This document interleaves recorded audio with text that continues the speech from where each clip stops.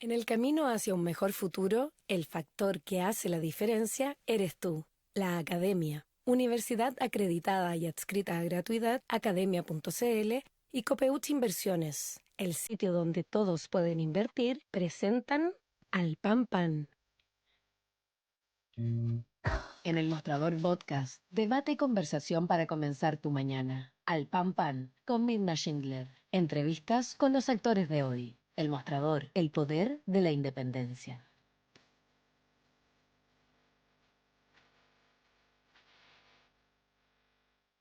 Hola a ustedes, muy buenos días. Iniciamos un nuevo capítulo de Al Pan Pan aquí por el mostrador.cl. Una noticia importante después de 2 años de debate, después de 15 años que se está esperando, ¿no es cierto?, que salga adelante una reforma a las pensiones. Ayer el Senado aprobó en general esta reforma con 40 votos a favor, 7 en contra. Algunos díscolos por ahí, la propia senadora de Demócratas, Jimena Rincón, ella se abstuvo o no votó derechamente porque dice que esta reforma no la convence por el lado de la viabilidad fiscal, etcétera, etcétera, a contrario de su propio compañero de partido, como es el senador Matías Walker. Pero lo interesante acá es que se alinearon los votos más importantes, tanto del oficialismo como de Chile Vamos, y ahora, por supuesto, la última palabra la tiene la Cámara de Diputadas y Diputados. Todo indicaría que se van a alinear precisamente las fuerzas que estoy señalando. De lo contrario, si eso no ocurre, esto tendría que pasar a una comisión mixta y eso ya significa dejarlo para marzo con todo lo que eso implica. Pero esto tiene efectos muy importantes si es que se aprueba ahora para los plazos en que empezarán a subir las pensiones de los y las actuales jubilados. Vamos a estar en el siguiente bloque conversando con la senadora de la UDI por la región de Tarapacá, Luz Ebensberger, precisamente acerca de este tema. Pero ahora vamos a entrar en otra temática que nos tiene muy preocupados, ¿no? En general, a las y los periodistas y a los medios de comunicación, y que dice relación con esta nueva era, ¿no?, que se abre con estos magnates de las telecomunicaciones como Elon Musk, Mark Zuckerberg y otros, en relación a esta nueva era de un gobierno conducido por un hombre como Donald Trump, que tiene tantos visos autoritarios, ¿no? Con uno Elon Musk, que no solo es dueño de una plataforma tan importante como X o X, sino que además la usa para fines políticos y, entre otras cosas, no apoyar abiertamente al partido de la ultraderecha de Alemania, por ejemplo, el AfD, que es Alternativa por Alemania, con todo lo que eso implica. Y lo que se cuela entre medio de todo este contexto es la noticia de ayer, y es la aparición, o más bien la puesta ya en marcha de esta aplicación DeepSeek, que China, ¿no?, que pone completamente entre las cuerdas al chat GPT. ¿Por qué?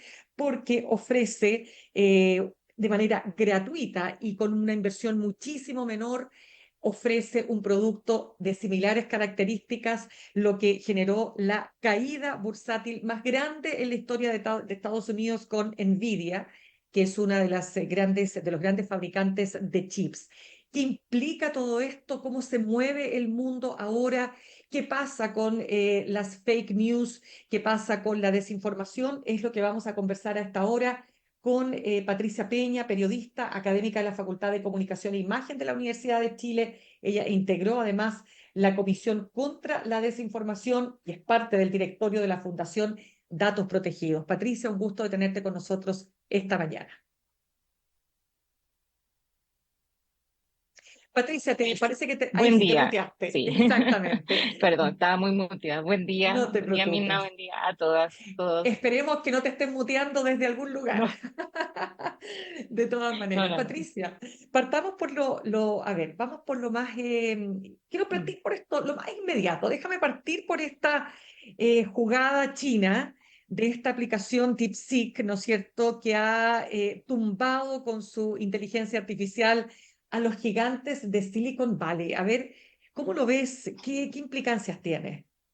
Sí, bueno, es como la noticia tecnológica del momento y creo que una muestra más de por qué tenemos que entender, creo que lo hemos hablado otras veces, de que la tecnología no es neutra, en el sentido de que finalmente son actores, son empresas que efectivamente también van avanzando en este juego geopolítico. DeepSeek efectivamente es un emprendimiento, es una empresa, vamos a decir, una startup, como se dice en el lenguaje, que empieza en China con una lógica muy parecida a la que tuvo OpenAI al comienzo, que es la creadora de ChatGPT, es decir, ponerle todas sus fichas y ponerle, digamos, todo su desarrollo en manos de lo que significa trabajar con código abierto. Entonces, digamos, la apertura al mundo, sobre todo a nuestro lado del mundo, de DeepSeek, ya demostró dos cosas, y estaba justo ayer mirando un poco los debates.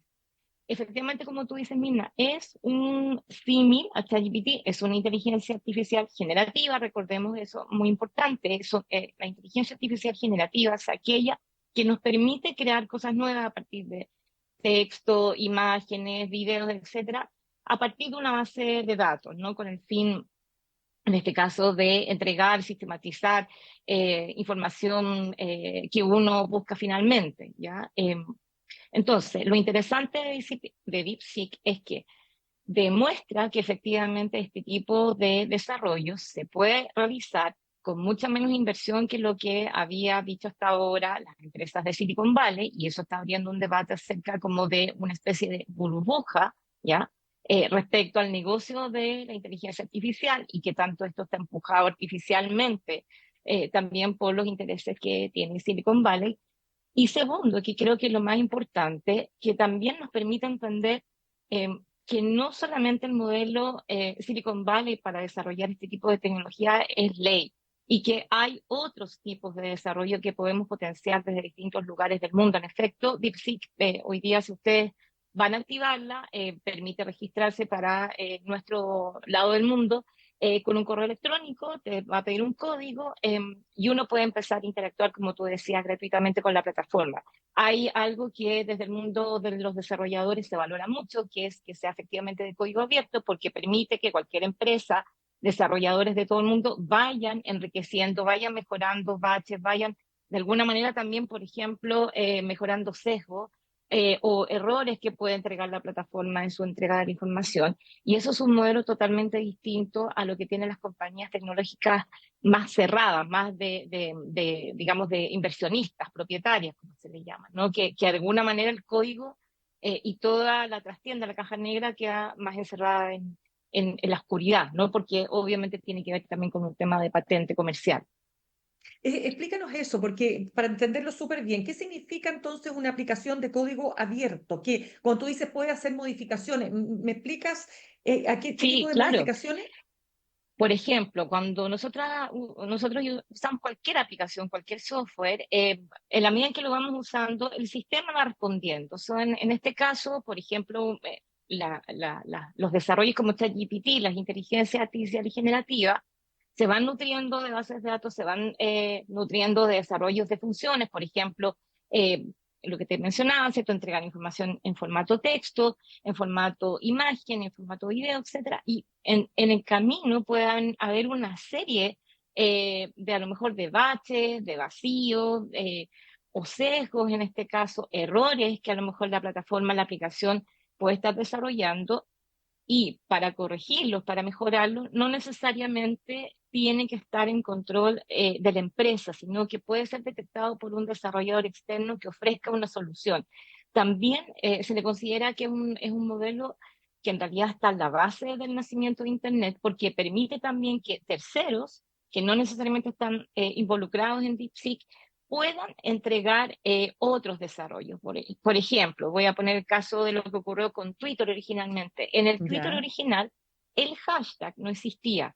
Era básicamente un microblogging donde tú escribías. El hashtag vino, o este etiquetar, ¿no? Vino un desarrollo de tercero que permitió mejorar algo tan simple como cómo ordenamos información en una plataforma donde el muro de contenidos pasa muy rápido, ¿sí? Entonces, ese Entiendo. tipo de desarrollo de terceros permite que efectivamente se vaya mejorando algunos de los desarrolladores originales. Y esto queda en una librería abierta donde programadores, desarrolladores, ¿cierto? Puede acceder y de hecho puede ir corrigiendo ese código o puede entregar nuevos desarrollos. Claro. Patricia, ¿qué impacto tiene? Porque tú dijiste algo muy importante al comienzo, y es que estas plataformas se han convertido en verdaderos instrumentos de, no sé si llamarlo control, pero verdaderos instrumentos que tienen impacto en lo geopolítico. Y por lo tanto, esto, ¿qué impacto tiene para las grandes, digamos, empresas y compañías de redes sociales, ¿no? ¿Qué Mm. pasa con Elon Musk? ¿Qué pasa con Zuckerberg? ¿Qué pasa con Trump? Y toda esta plutocracia, ¿no es cierto?, que forma parte de su nuevo gobierno.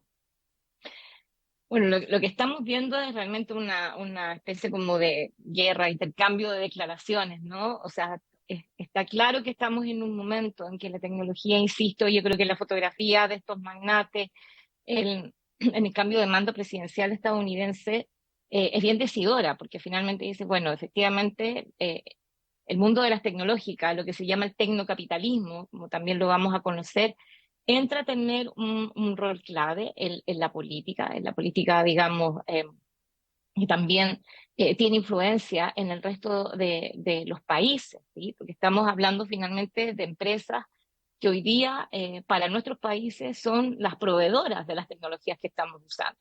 Entonces, cualquier cambio, y un poco ese es el debate que hemos tenido desde el comienzo de año, cuando Mark Zuckerberg anuncia todas las modificaciones que va a tener su política o normas comunitarias, o como se llamaba antes, o las políticas de moderación de contenidos, como se llama hoy día, está dando a entender que efectivamente baja de alguna manera, relaja las restricciones que vienen de otros momentos que tuvimos hace unos 6, 7 años atrás, antes de la pandemia, cuando efectivamente Meta activa una serie de mecanismos para controlar, por ejemplo, la desinformación o los discursos de odio u otras situaciones que, entre comillas, fueran perjudiciales para las personas dentro de la plataforma.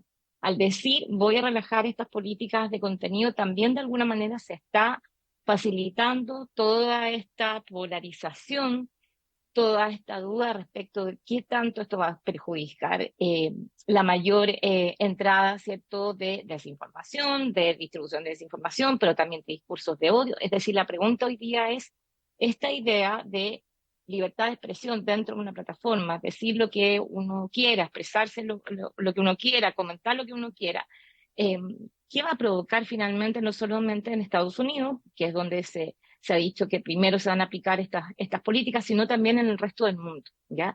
Y creo que eso también nos va permitiendo entender esto que mencionaba, de que lo neutro no tiene que ver con entender que finalmente la red o estas aplicaciones funcionan de una manera neutral, eh, sin hacerse cargo de consecuencias políticas, consecuencias sociales, consecuencias económicas, incluso muchas veces en el ámbito de lo emocional psicológico. Por ejemplo, TikTok, ¿no?, que es básicamente una plataforma muy estudiada por los efectos que tiene en materia de adicción, ¿no?, porque efectivamente tiene una lógica algorítmica que está muy basada en esta idea de la economía de la atención, o sea, nos está permitiendo todo el rato estar pegados en la pantalla, viendo y consumiendo contenido, etcétera. Entonces creo que todo esto, Mirna, de alguna manera nos tiene que hacer ver como que estamos pasando, de una época de ingenuidad respecto de esta plataforma a son solo distribuidoras de contenido,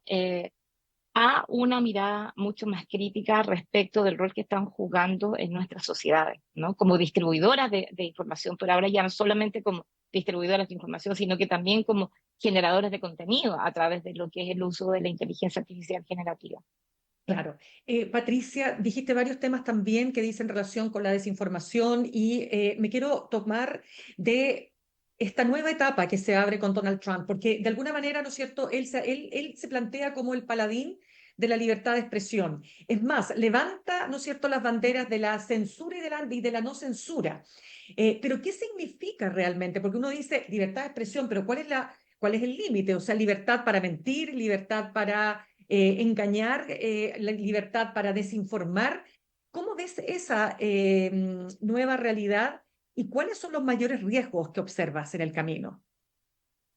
Bueno, justamente hablamos de esto creo hace un año atrás, respecto de, claro, lo complejo y lo peligroso que era entender esta idea de libertad de expresión o del todo vale en plataformas que son autorreguladas, ¿cierto? Finalmente, esta autorregulación tiene que ver con, como te decía, con los mecanismos y los algoritmos que hay en cada plataforma, no tanto para censurar, pero sí para filtrar ciertas palabras clave, ¿no? O para entender finalmente qué es lo que se va a permitir que se distribuya dentro de cada plataforma de red social.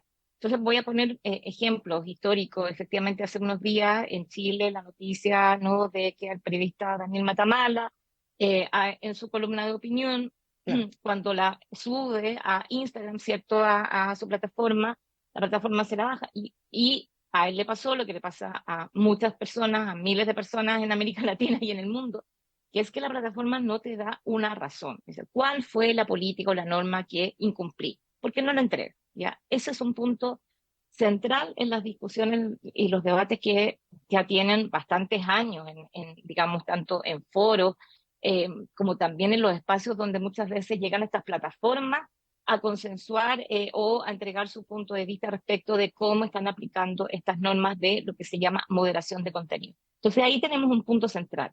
Cuando te mencionaba que él menciona esta idea de que efectivamente, de nuevo, Meta quiere dar en sus plataformas espacio a un discurso más cívico, que incluso, por ejemplo, saca todo el programa de verificadores de información, de datos, los fact-checkers, ¿ya?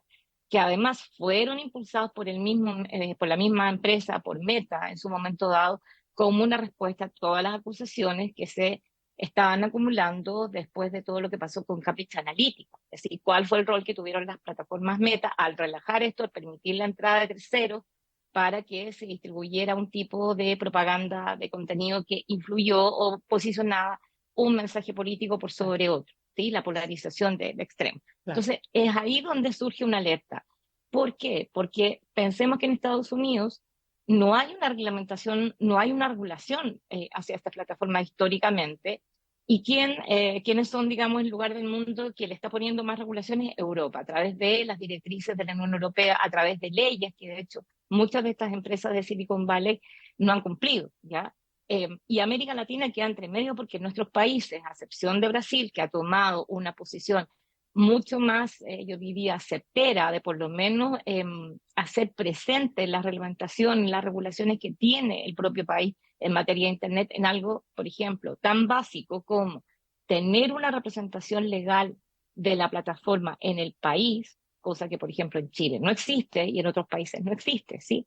Entonces, yo creo que no hay que confundir este tema de una censura, ya, una censura entre comillas, como la entendemos, sino que podemos hablar quizás de una censura algorítmica en el entendido de que sabemos que en estas plataformas, al parecer, hay ciertas palabras, ciertos términos, voy a ponerlo en términos de creadores de contenido, etiquetas que no se podrían usar porque así lo dicen las reglas del juego, las normas de estas plataformas, porque, no sé, decidieron que hablar de político no era conveniente o hablar de temas sociales tampoco. Entonces, hoy día, cuando, por Mm, ejemplo, ya le ha pasado en las distintas semanas para atrás, Mirna, que claro. me toca verlo, en Sí, casos reales, tanto organizaciones de sociedad civil, emprendimientos, ponen palabras, no sé, como por ejemplo, economía política, trabajo social, cualquier término, y finalmente cuando están en el proceso de subida de ese contenido o cuando se publica ese contenido, les aparece un letrero, un aviso que dice, su contenido no puede pasar por esta plataforma porque vulnera alguna de las normas o de las reglas o de las políticas. Y probablemente lo que pasó en el caso de Daniel Matamala haya sido que el problema era con la palabra Hitler, ¿no? claro. El punto, ¿no? Porque eso es una palabra que seguramente dentro del entrenamiento que tiene esa plataforma, y eso es inteligencia artificial, Mm. eh, está, está catalogada como una mala palabra, una palabra que no se puede usar. ¿Me explico? Entonces, ese es el punto central que se ha estado discutiendo también con mucho énfasis. Cómo estas empresas también deberían hacer mucho más transparente esas reglas del juego. Y como tú lo mencionabas antes, sin duda esto es parte también de este debate de que las empresas de Silicon Valley están hace mucho tiempo resistiendo las regulaciones que les está imponiendo la Unión Europea para operar en su territorio, ¿sí? Claro. Patricia Peña, conversamos a esta hora con la periodista académica de la Facultad de Comunicación e Imagen de la Universidad de Chile, que además integró la Comisión de Desinformación contra la Desinformación y es parte del directorio de la Fundación Datos Protegidos. Patricia, ¿por qué Zuckerberg decide levantar las restricciones, o mejor dicho, levantar todas las políticas de fact-checking en Estados Unidos, pero que tiene efecto en el resto del mundo porque además él entregaba fondos, ¿no? Para que distintos organismos en el mundo pudieran hacer su propio fact-checking. ¿Por qué lo hace? ¿Cuál es el objetivo finalmente? Bueno, Meta, efectivamente en los últimos años, sobre todo con el auge de la plataforma TikTok China, y esto ya es un tema también de nuevo comercial, es un tema geopolítico, ¿sí? Em, de alguna manera cambia esta lógica porque efectivamente también tiene a su lado a un hombre tan poderoso que es dueño de buena parte de las principales innovaciones tecnológicas como es Elon Musk. Yo creo que detrás efectivamente lo que nos muestran los análisis estos no son más que razones de tipo comercial, de tipo, digamos, del negocio, ¿sí?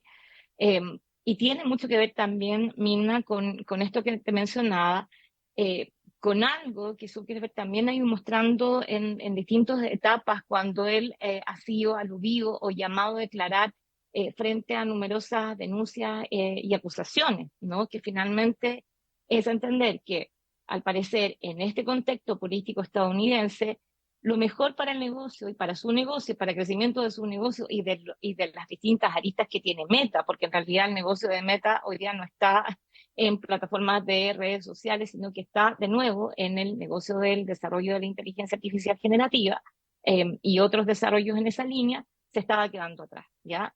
Entonces creo que es muy importante entender a partir de todo este nuevo escenario que las empresas que nos están proveyendo tecnología están mirando todo el rato en relación a sus intereses económicos, ¿ya?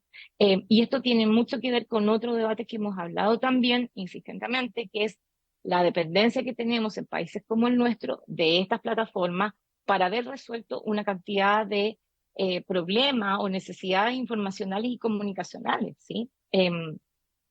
Vuelvo a insistir en el punto que mencionaba antes, de en América Latina nosotros tenemos un consumo muy concentrado de plataformas, siendo que efectivamente siempre existen otro tipo de desarrollo. Entonces, creo que no debemos dejar de vista que finalmente este cambio tiene que ver también con una mirada 100% comercial, ¿no? De intereses económicos. Es decir, cómo Meta no se quiere quedar atrás de esto que está siendo finalmente una guerra de quién acapara finalmente en este escenario, en este ecosistema digital, la mayor cantidad de usuarios, ¿no? Y esto se ha transformado efectivamente en una especie como de batalla entre Occidente y Oriente, de alguna manera, ¿cierto? Estados Unidos versus los desarrollos chinos, pero entre medio también es muy probable, y muchos se están preguntando qué va a hacer Europa como respuesta. Por ejemplo, en Europa hay un debate muy importante hoy día que se está levantando respecto de la posibilidad de crear lo que se llama infraestructuras tecnológicas abiertas. Es decir, que podamos pensar que el día de mañana vamos a tener otro tipo de desarrollos, quizás parecido a DeepSeek, en código abierto, que puedan dar respuesta a esta idea de volver a conectarnos sin pasar por plataformas o tecnologías corporativizadas, ¿no? O comercial. Y esto también lo que está pasando cuando me preguntan nos vamos de X, nos vamos de Instagram, y ahí si nos vamos de X, por ejemplo, lo que ha pasado con Blue Sky hace unas semanas atrás, o con Mastodon, se abre otra serie de Claro. conversaciones respecto, fíjate, de todas estas plataformas que existen, que de alguna manera tienen lógicas de funcionamiento distinto porque son descentralizadas, no son plataformas donde voy a ver por ahora publicidad, etcétera, pero nos permiten intercambiar información y Claro. comunicación. Exacto, Patricia, evidentemente que él lo hace porque en los discursos de odio, la polarización extrema es lo que más genera digamos, seguidores, ¿no es cierto? Likes, Así es, interacción, así es. interacción. Sí, es que eso es lo más dramático. Ahora, quiero O sea, la vincularlo. desinformación, claro, la desinformación, el acoso, la Claro. violencia, todo se monetiza desde vender zapatillas y se monetiza el hecho de que una X persona, una X información genera desinformación. Todo es monetizable. ¿Sí? Claro, eso que acabas de decir es absolutamente clave. Y en ese aspecto quiero entender cómo ves tú lo que significa que Elon Musk, que tiene un rol tan potente, ¿no?, en el gobierno de Donald Trump, sea el dueño de una plataforma como X, pero que además él usa esta plataforma ahora con un fin político claro, y además sin ningún tipo de pudor. Va directamente a Alemania, se reúne con la ultraderecha alemana, entrevista a la representante del AfD, que es el partido de la ultraderecha. ¿Qué impacto, qué consecuencias va a tener eso? ¿Cómo lo ves? Sí, es bien interesante lo que ha pasado en estos días con esa imagen y Y la imagen con de él todo el levantando la debate. mano, ¿no? Sí, por supuesto, y Tipo también saludo en su nazi. participación, exacto, que hubo toda una controversia si era un salvonazi, no era un salvonazi, en fin. Yo diría, más allá de esos pequeños detalles, ¿no? Esos detalles que finalmente son muy simbólicos, también, de nuevo, y esto es más mirándolo desde también el contexto estadounidense, ¿cierto? A ver, pensemos, Elon Musk es quizás el hombre más poderoso, ¿cierto? Hoy día en el mundo en materia tecnológica. eh, entonces uno dice, ¿por qué insiste en comprar o estar en una plataforma como X que no necesariamente le está dando los réditos económicos? X dejó hace mucho rato de ser beneficioso para Elon Musk. De alguna manera siempre se ha estado discutiendo que incluso le genera pérdida. Pero de alguna manera lo que estamos viendo en este tiempo es que está transformando a la plataforma X en un espacio que finalmente sirve justamente a estos intereses. Y la única manera de mantenerla funcionando tiene que ver con ponerla al servicio de esta posición política, diría yo. ¿Ya? Entonces, seguramente todo este gesto que estamos viendo, donde masivamente universidades en el mundo ya no tienen una cuenta en X, donde medios de comunicación ya no tienen una cuenta en X, bueno, nos está mostrando que quizá estamos entrando en un mundo en donde finalmente cada uno de nosotros, ya sean personas, empresas, instituciones, vamos a estar repartidas en distintas plataformas y no necesariamente vamos a tener que convivir en una sola. Y eso tiene, insisto, sus pros y sus contras. Creo que entre los pros nos vuelve a poner en la idea de que en Internet tenemos que habitar aquellos espacios o estar en aquellos lugares que realmente nos permitan sentirnos seguros, donde finalmente podamos conectar, porque recordemos que la idea original de estas plataformas era conectarnos, crear comunidad, acercarnos más a la información. Y dentro de los contras también genera una especie como de generar más burbujas, ¿no? Es decir, yo estoy en esta plataforma, entonces, claro, también voy a estar en un lugar que probablemente me impida ver la diversidad, el todo, ¿ya?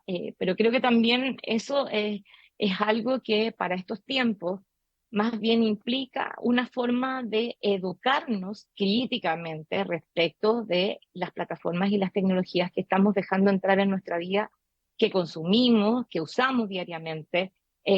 Y eso sigue siendo un desafío en nuestros países latinoamericanos y particularmente en Chile, ¿no?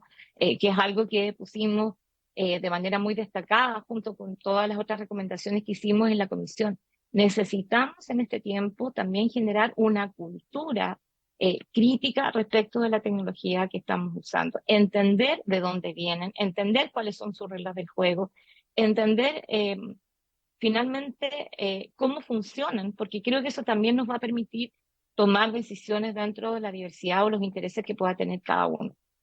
Lo más probable es que X, como te decía, se mantenga como una plataforma que incluso tiene otra característica, que es dividir un poco a aquellos usuarios y aquellas personas que pagan por usarla, ¿sí? Por tener, digamos, acceso al contenido, y eso, por ejemplo, incide en que uno vea menos publicidad, quizás en que pueda tener un algoritmo un poco más lógico para los intereses, porque hoy día cuando uno no paga, el algoritmo de X está totalmente cambiado, ¿no? O sea, es una mezcla que uno no termina de entender por qué ve entre publicidad y cuentas que nunca había seguido. Entonces, Eso también es un detalle, no así TikTok donde la lógica es otra, ¿no? Y ya esto, bueno, claro, hoy día estamos en un punto en donde también esto es mucha especulación financiera, o sea, hay rumores todos los días de que, por ejemplo, hoy día la noticia es, al parecer, Microsoft tiene interés en comprar TikTok. ¿Ya? ¿Qué significa efectivamente que Microsoft, que hasta aquí se había mantenido al margen del tema de las plataformas de redes sociales, entre el juego? ¿Sí? Entonces creo Así es. que estamos en un inicio de año donde la tecnología va a seguir haciendo noticia políticamente, geopolíticamente, comercialmente, y vuelvo a insistir en que es muy importante que dejemos de ver todas estas noticias como una noticia como geek, como una noticia donde quién finalmente es el ganador o quién le pega el palo al gato en relación a lo novedoso, a lo más masivo, etcétera, y entender muy bien qué tipo de tecnología estamos empezando a usar, ¿no? Claramente. Patricia, se nos quedan tantos temas para seguir conversando contigo, pero te dejo súper invitada para cuando volvamos de vacaciones, porque hay mucho más que analizar. Por cierto, te doy muchas gracias por esta mirada, ¿no es cierto?, profunda, periodista académica, además de la Facultad de Comunicación e Imagen de la Universidad de Chile. Integraste la Comisión contra la Desinformación y eres parte del directorio de la Fundación Datos Protegidos. Patricia Peña, gracias por haber estado con nosotros. Muy buen día, gracias a ustedes. Que Chao, estés chao. muy bien. Gracias. Saludamos a nuestros auspiciadores. Ahorrar cotidianamente se puede y de forma organizada, rápida y online con Ahorrando, la nueva funcionalidad de tu app Coopeuch, en donde puedes programar ahorros de manera fácil y entretenida, eligiendo tus propias reglas y metas. Haz que el ahorro sea parte de tu vida con Ahorrando de Coopeuch. Más información en coopeuch.cl. Y en el camino hacia un mejor futuro, muchos factores influyen, pero solo uno tiene el poder real de hacer la diferencia: tú. Recorre tu camino con nosotros, la Academia, Universidad acreditada y adscrita a gratuidad, academia.cl. Nos vamos al corte y al regreso nos vamos a meter de lleno en la votación de ayer del Senado, que ya despachó a la Cámara de Diputadas y Diputados la reforma. Fue aprobado en general, 40 votos a favor, 7 en contra. Vamos a estar conversando con la senadora de la UDI por la región de Tarapacá, Luz Evans-Berger. Ya volvemos. En instantes, una nueva entrevista en Al Pan Pan con Mirna Schindler por El Mostrador Podcast, el poder de la transparencia.